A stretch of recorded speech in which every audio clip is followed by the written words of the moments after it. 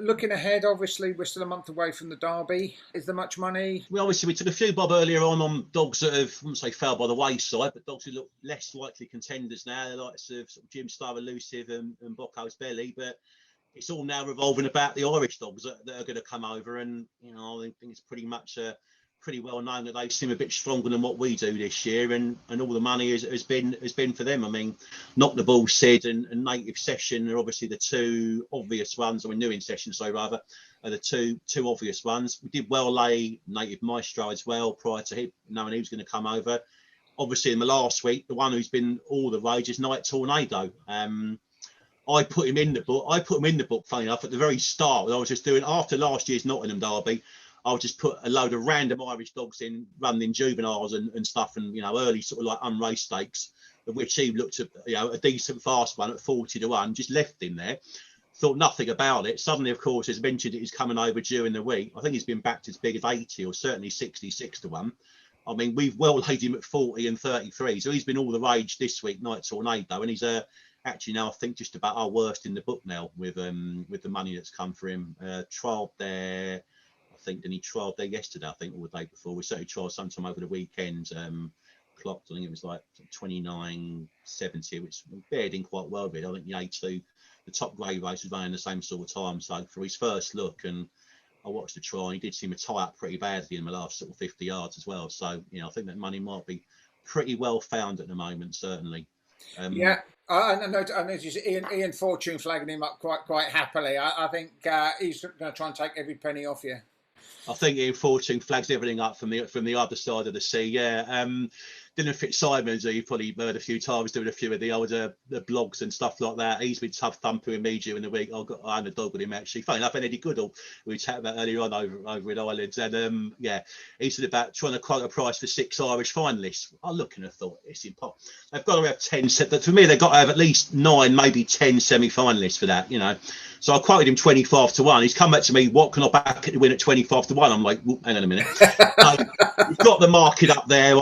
I've laid it at 25 and a bit of 20, and we've got 16 now. So it's but to be 6 Irish finalists without knowing the strength that's going to come over.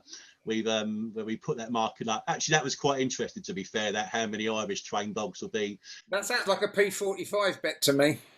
What's that? Sorry. That sounds like a P45 bet to me. Well, after our track record debacle at Nottingham, and we put the price up that with the clock going at Nottingham. I think that was. I think we escaped out of that one quite fortunately. Probably laying off the cut. What price you laid now? I think it was 9-4, about probably a perceived 4-7 shot. I think you might have got it the wrong way round, but no, I can't see there being 6 Irish finalists.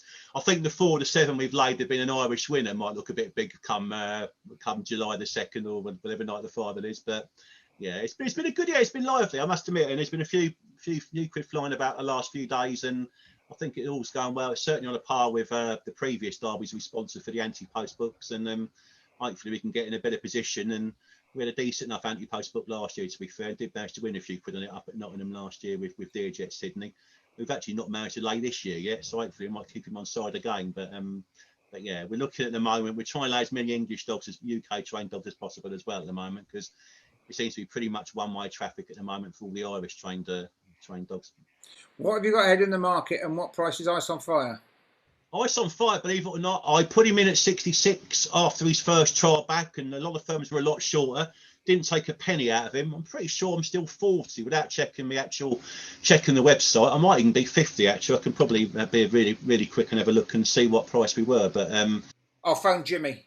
Oh, let's see what he says. But no, I'm pretty sure we were still around the 40 chance. I think.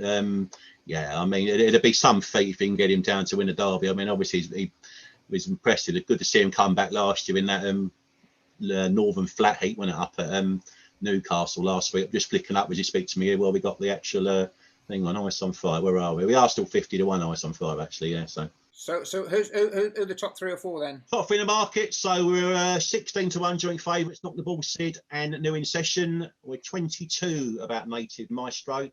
And then we got 3 in at 25, Dearjet Sydney. Doolin Duke, who was, again, well back with a few firms. We've managed to not lay Doolin Duke as yet. So 25 still sticking out there if anybody wants an interest.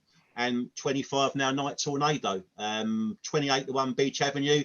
And you get the shortest price UK runner, Roxham Shake, 28 to 1. He was back to, I think, at about 50 after he was running. I think he like Nottingham quite impressively, and then we laid him before that at 50 to 1, and after we laid him again, and then we laid him when he won his first round heat of the Laurels at Perry Bar, and he was well back. He eventually went out in that. He's been well back. Yeah, he's the shortest priced English dog. It's ridiculous. 10 pin, 33 to 1.